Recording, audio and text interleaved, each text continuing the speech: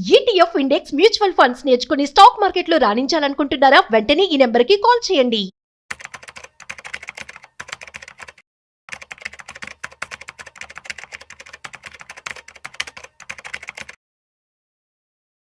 తక్కువ ఇన్వెస్ట్మెంట్ చేయాలి కానీ ఎక్కువ లాభాలు పొందాలి అని చెప్పి అంటూ ఉంటారు చాలా మంది ఇన్వెస్ట్మెంట్ చేసేవారు. సో అలాంటి రిటర్న్స్ ఇచ్చే వాటిని మనం ఏమంటామంటే మల్టీ బ్యాగర్ స్టాక్స్ అంటాం. అయితే మల్టీ బ్యాగర్ స్టాక్స్ అనేవి ఎలా వర్క్ అవుతాయి, at the same time 1x 2x 3x 5x growth కూడా ఇస్తూ ఉంటాయి.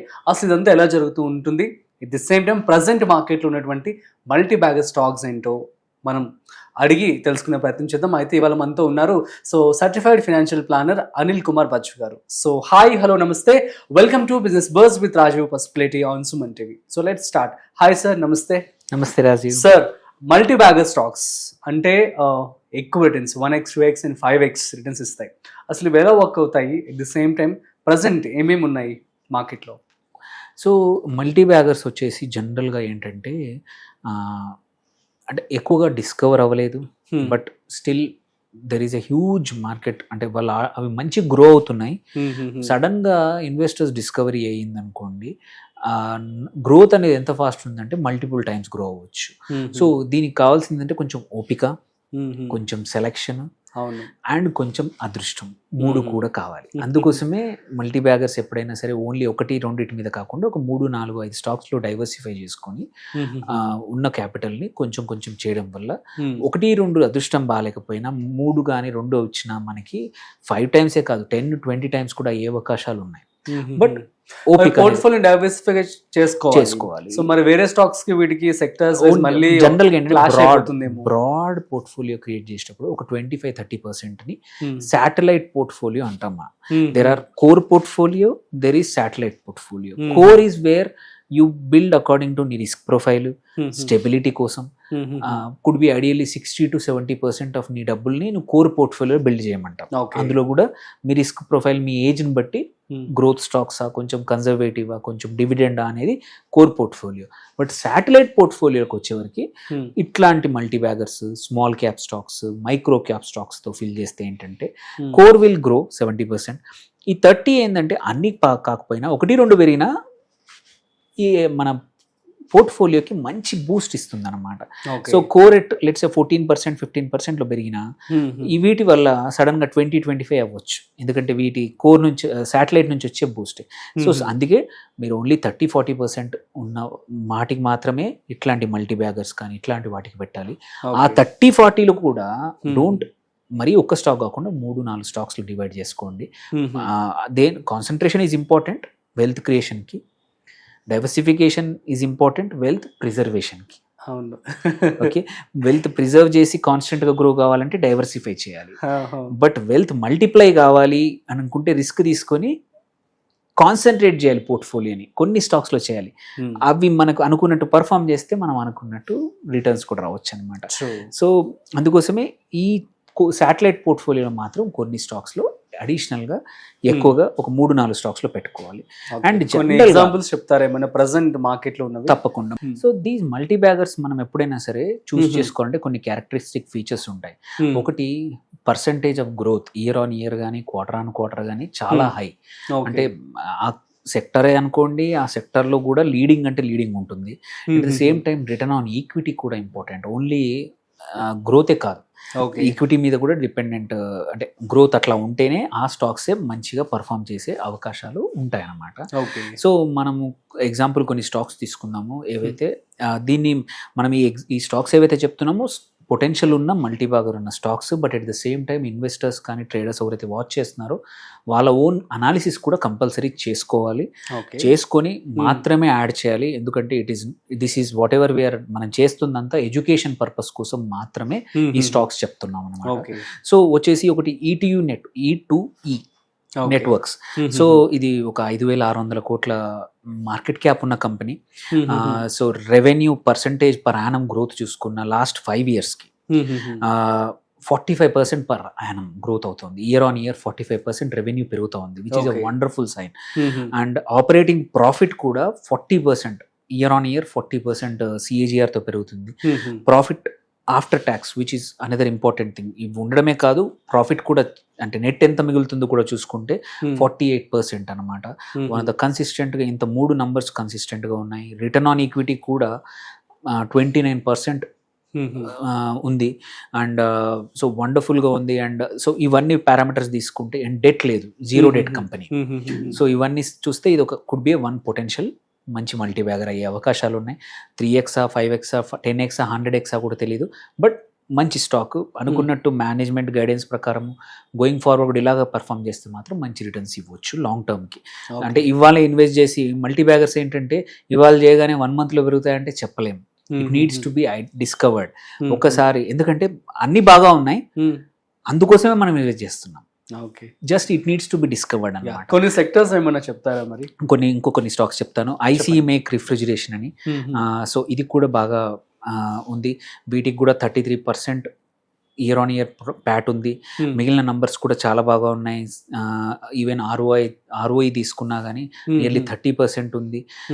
డెట్ టు ఈక్విటీ రేషియో తీసుకున్నా కూడా అన్ని మేనేజబుల్ నంబర్స్ ఉన్నాయి. అట్లాగే రామ్ రత్న వైర్స్ సెగ్మెంట్ ఆల్రెడీ చాలా బాగా పనిచేస్తున్నాయి. పాలీక్యాప్ కానీ వేరే కూడా, ఇది కూడా చిన్న కంపెనీ, ఒక 2,900 కోట్ల మార్కెట్ క్యాప్ ఉన్న కంపెనీ. ఇది కూడా 34% ప్యాట్ అండ్ రెవెన్యూ గ్రోత్ కూడా 20% ఇయర్ ఆన్ ఇయర్ ఉంది 5 years నుంచి యావరేజ్గా. అండ్ ఆర్ఓఐ కూడా బాగా ఉంది. అండ్ ఇది కూడా one of the good company to invest అనమాట. అట్లాగే ఫార్మాస్యూటికల్స్లో ఇంకో కంపెనీ జగ్సన్ పాల్, ఇది 0 debt కంపెనీ ఫార్మాలో. ఇది ఇలాంటి వాటిలో కళ్ళు మూసుకొని పెట్టుబడి పెట్టచ్చు, జనరల్గా పెట్టుకోవచ్చు. ఇక్కడ కూడా ఒక 1,500 కోట్ల మార్కెట్ క్యాప్ ఉన్న company, small cap, micro cap అనమాట. ఇక్కడ కూడా nearly 40% Pat year on year జరుగుతూ ఉంది. ఆపరేటింగ్ ప్రాఫిట్ కూడా 42% ఉంది. సో మంచి పొటెన్షియల్ ఉన్న స్టాక్ జగ్సన్ పాల్ కూడా. విమ్టా ల్యాబ్స్ అనేది ఇది Hyderabad based company, testing laboratory. ఇది కూడా ఒక 2,000 కోట్ల మార్కెట్ క్యాప్ ఉన్న కంపెనీ. ఇది కూడా ఒక 57% ప్యాట్ ఇయర్ ఆన్ ఇయర్ పెరుగుతూ ఉంది. అండ్ ఆర్ఓఐ కూడా బాగుంది. ఇది కూడా 0 debt కంపెనీ. ఓకే. సో ఎందుకంటే యూజువల్లీ 0 debt కంపెనీస్ ఎందుకు మంచివి అంటే, ఇవి ఇప్పుడు లేకుండానే ఎంత బాగా పర్ఫామ్ చేస్తున్నప్పుడు, ఏదైనా మంచి ఆపర్చునిటీ వచ్చినప్పుడు అప్పు తీసుకుంటే డెట్ రైజ్ చేస్తే ఇంకా మంచి రిటర్న్స్ వచ్చే అవకాశం ఉన్నాయి. అందుకోసం ఈజీగా డెట్ కూడా దొరుకుతుంది ఇట్లాంటి కంపెనీస్కి. అండ్ ఇంకొకటి కేపీ ఎనర్జీ ఒకటి, ఫీనియోటెక్స్ కెమికల్స్లో స్పెషాలిటీ కెమికల్ కంపెనీ ఫీనియోటెక్స్. ఇది కూడా ఒక 2,800 కోట్ల మార్కెట్ క్యాప్ ఉన్న company. Nearly 37% year on year profit P/E పెరిగింది. అండ్ ఇది కూడా 0 debt కంపెనీ. సో ఇంత మంచి రెవెన్యూ గ్రోత్ ఉంది, ప్రాఫిట్ గ్రోత్ ఉంది. అట్లాగే కేపీ ఎనర్జీ, ఇది nearly 153% 5 years average PAT. Even revenue growth కూడా 65% ఉంది, వండర్ఫుల్. అండ్ ఆపరేటింగ్ ప్రాఫిట్ కూడా గ్రోత్ 88% ఉంది. సో ఇవన్నీ అంటే ఆల్ దీస్ మిక్స్ అంటే పాయిజ్డ్ ఏంటంటే మంచి గ్రో అవ్వడానికి. ఇంకొకటి Vardhman speciality steels company, regular steel company కాకుండా ఈ స్పెషాలిటీ స్టీల్స్ ప్రొడ్యూస్ చేస్తుంది.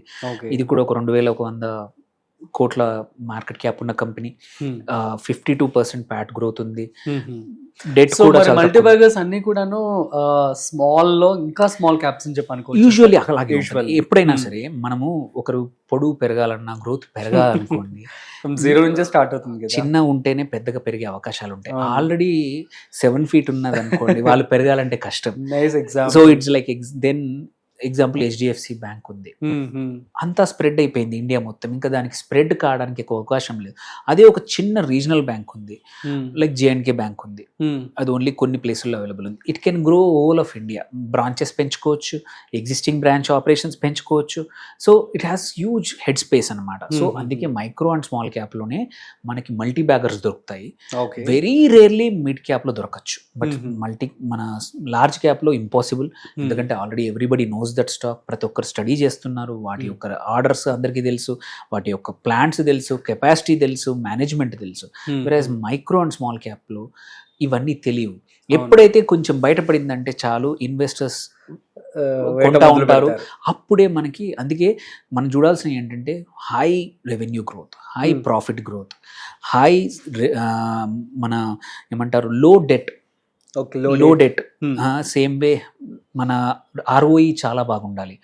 ఇవి యూజువల్లీ ఏంటంటే ఒక ఫ్యూ ఇయర్స్ ఇట్లా ఒక 1 or 2 years ఆర్ 5-6 క్వార్టర్స్ కరెక్ట్గా ఇచ్చి మేనేజ్మెంట్ కూడా గైడెన్స్ బాగా ఇచ్చి మేనేజ్మెంట్లో కూడా మంచి వాళ్ళు నమ్మకంగా ఉన్నారు అనిపించిందంటే మాత్రం usually that is a candidate for growth. Just that market needs to identify. So ఇంకొక కంపెనీ వచ్చేసి కంట్రోల్ ప్రింట్ అని, అది కూడా మంచిగా ఉంది. సో ఈ 10 to 12 కంపెనీస్ నేను చెప్పినవి ఏవైతే ఉన్నాయో they are all right numbers ఉన్నాయి, పొటెన్షియల్ ఉంది. అట్లీస్ట్ 10లో ఒక 3-4 కంపెనీస్ మాత్రం కంపల్సరీ మల్టీ బ్యాగర్స్ అయ్యే అవకాశాలు ఉన్నాయి. ఇన్వెస్టర్స్ కూడా కొంచెం చూసుకొని మీరు కూడా సొంతంగా, this is only education purpose కోసం ఇచ్చిన, మీరు సొంతంగా చేసుకొని మీ అడ్వైజర్ని కానీ ఏమైనా డౌట్స్ ఉంటే మెన్షన్ చేయొచ్చు. వీ కెన్ లాభాలు మాత్రం లాంగ్ టర్మ్లో పక్క మల్టీ బ్యాగర్ అయ్యే పొటెన్షియల్ ఉన్న స్టాక్స్ ఇది. Exactly. Super sir, thank you so much. So guys, అర్థమైంది కదా మరి, చిన్న మొత్తంలో పెట్టుబడి పెట్టి ఎక్కువ మొత్తంలో లాభాలు పొందడం అంటే ఎవరికి ఇష్టం ఉండదు చెప్పండి. సో కాబట్టి మల్టీ బ్యాగర్స్ సంబంధించి సో మంచి స్టాక్స్ అయితే ఇప్పుడు అనిల్ కుమార్ గారు చెప్పడం జరిగింది. That's it. సో మరొక ఇంట్రెస్టింగ్ కాంటెంట్తో మళ్ళీ కలుద్దాం. అంతవరకు చూస్తూనే ఉండండి Suman TV. This is Rajiv signing off. Video నచ్చినట్లయితే like, share and subscribe. Thanks for watching.